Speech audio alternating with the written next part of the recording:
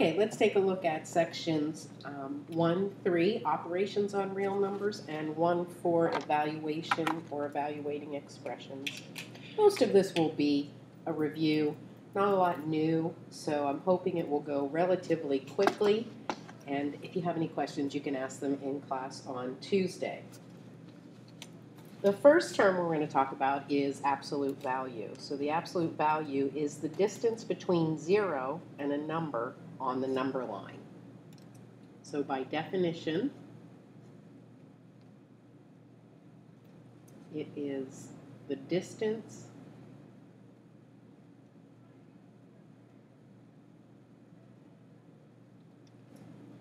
between 0 and a number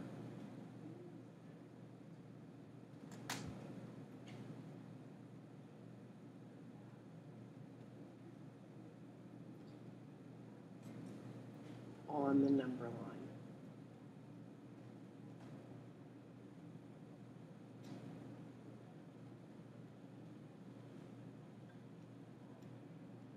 And I think you probably have seen this before.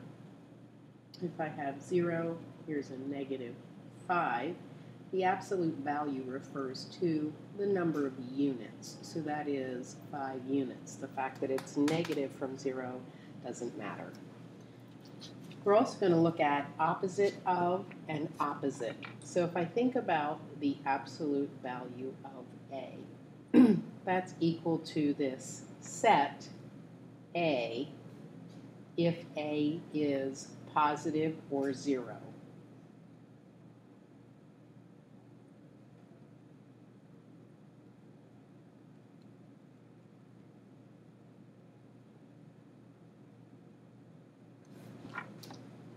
It's also negative A if A is a negative.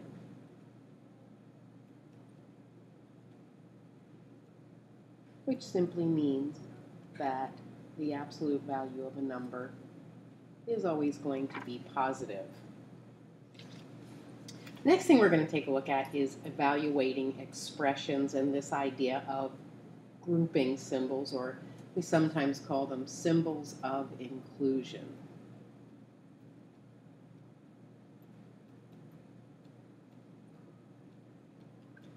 And there's one here that the book doesn't list, but it comes up and it's pretty important, and that is the radical symbol. The radical symbol is a symbol of inclusion, and you should remember that you have to do whatever operations are under the radical inside that radicand first before you take the square root. We'll look at a few of those so that you can see what I'm talking about. Okay, so for order of operations, if you remember that whole PEMDAS, please excuse my dear Aunt Sally. When you look and you have multiple symbols of inclusion, as this example does, you want to start with the innermost set of symbols of inclusion. So that means you're going to start here with the 2 and the 4. So you'll add those together first. So this will look like bracket 5 minus brace 7 times 2 plus 3 times 6. And then you're going to move to doing the multiplication or division. So here, 7 times 2 and 3 times 6. So this becomes 5 minus 7 times 2, 14, plus 3 times 6, 18. Okay. Then the next set of symbols of inclusion would have you add, so we have 5 now minus, where's my eraser? Minus 32.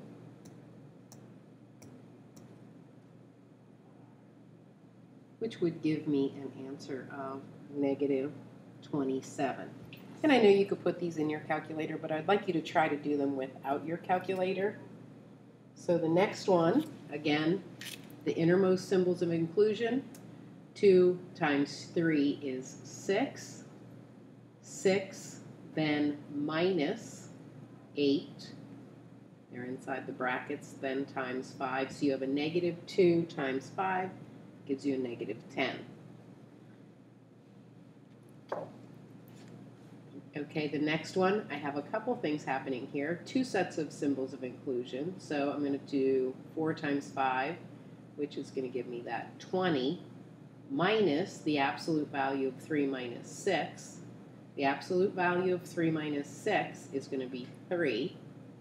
So then I have 20 minus 3, which is 17. 17 times 2 would give me 34. Exponential expressions. I know all of you have remembered this. Notations of exponents used to simplify the writing of repeated multiplication. So all I'm going to say is if I'm going to multiply a number by itself over and over again, I can write that instead of writing a times a times a times a, I can write it as a to a power. If it's an indefinite number, that would be a to the n. In these specific cases, for example, 2 times 2 times 2 times 2, it's just going to be 2 to the 4th. Number 2, x times c times c times c would simply be x squared, c to the 3rd. Number 3, 1/2 times 1/2 times 1/2 is simply going to be 1/2 to the 3rd. Recall also, if you have a over b to the n, and we're going to talk about this later, you have a to the n over b to the n. Some of you may have seen that before. I think it's in Algebra 1 that you distribute that exponent to the numerator and denominator. Square roots. Since 3 squared equals 9, and negative 3 inside the parentheses equals 9, both 3 and negative 3 are square roots of 9. So for example, if I have x squared is equal to 9, then x could be both plus or minus 3. And the key here is these parentheses. We'll talk about that in a minute. If a squared equals b, then a is called the square root of b. If a is greater than 0, then a is called the principal square root of b, and we write the square root of b is equal to a. When evaluating an expression, we use only the principal square root. So, for example, if you were given simply the square root of 25, the principal square root is the positive, so you would write only the 5. In an equation, however, when you have x squared is equal to something and you're going to take the square root, that's when you have to remember that you have plus and minus. The radical symbol is a grouping symbol. We need to remember that. And we need to perform all operations within the radical symbol before finding that square root. So on the first one, that's just an expression. So that is simply 8. Number 2, we have to add those terms together in the radicand first. So 9 plus 16 is 25. Again, it's just an expression, no variable in here. So we're going to talk about the principal square root, which is just 5.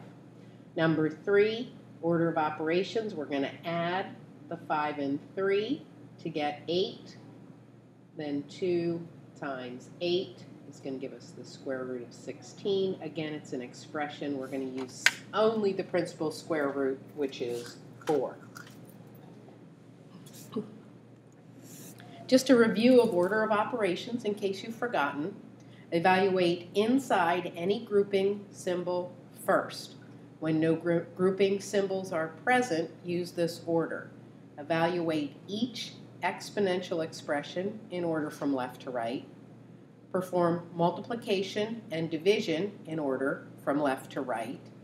Perform addition and subtraction in order from left to right. Given a mix of grouping symbols and some expressions without grouping symbols, use PEMDAS. So for example, the first one, we would go to number 2 because we have no exponents, so we're going to do multiplication first. So that's going to be 5 plus 6, which is going to give us 11. In C, we have to raise 4 to the second power first, so I have 6 minus 16, which gives me a negative 10, that's in parentheses, squared, which will be 100. Now, E, I didn't quite go in order here, but E is negative 2 to the 4th, which is not in parentheses as the one we talked about a little earlier. So what this means is I have negative 2 times 2 times 2 times 2, thus giving me a negative 16. So when we look at that, negative a squared is not the same as negative a squared. They are not equivalent. You need to remember that. B, I have 9 times 2 to the 3rd, which is 8, which is 72. Then negative 2 to the 4th, that has parentheses, so that's negative 2 times negative 2 times negative 2 times negative 2, which is 16. In F, we actually have division happening here, but that happens last. So the first thing I have is negative 6 squared, which is negative 36, plus 2 times 7, which is 14, over 4, minus 3 times 2, which is 4 minus 6. So that's going to give me negative 22 over negative 2, which would be 11.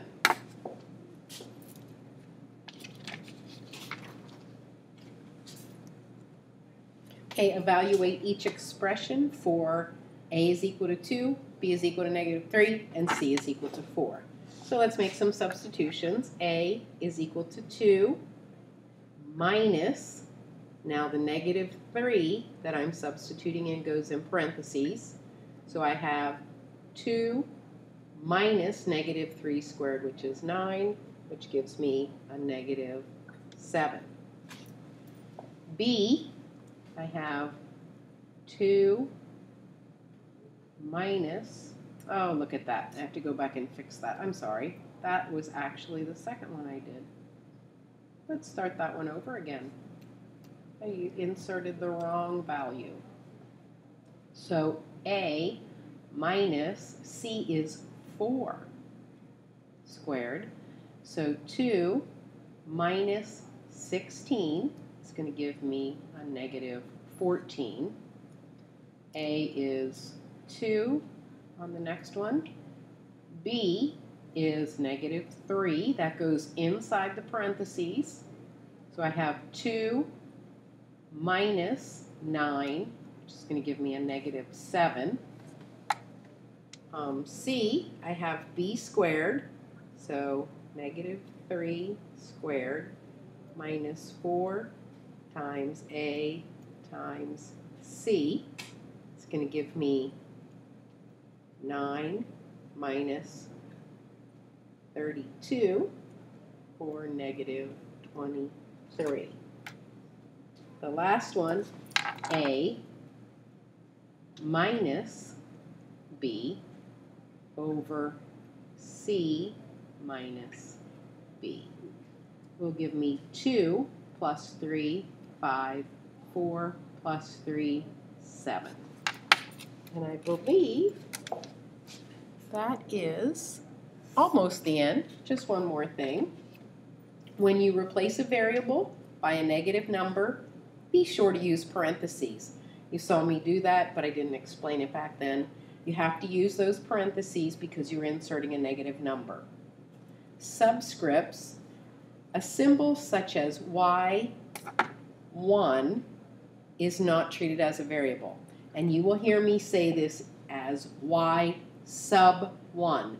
That is a subscript, okay, subscript. So when I talk about this name, it is y sub 1. You'll hear me refer to this as y sub 2, etc. They are not variables, they are names, and it just denotes what you're calling that particular element. Okay? If you have any questions, we'll talk about them on Tuesday. Again, you don't do this homework. We will do this in class. We will actually also go over that first page for this note section, but I wanted to make sure that this section didn't run too long. Have a nice holiday weekend, and I will see you Tuesday.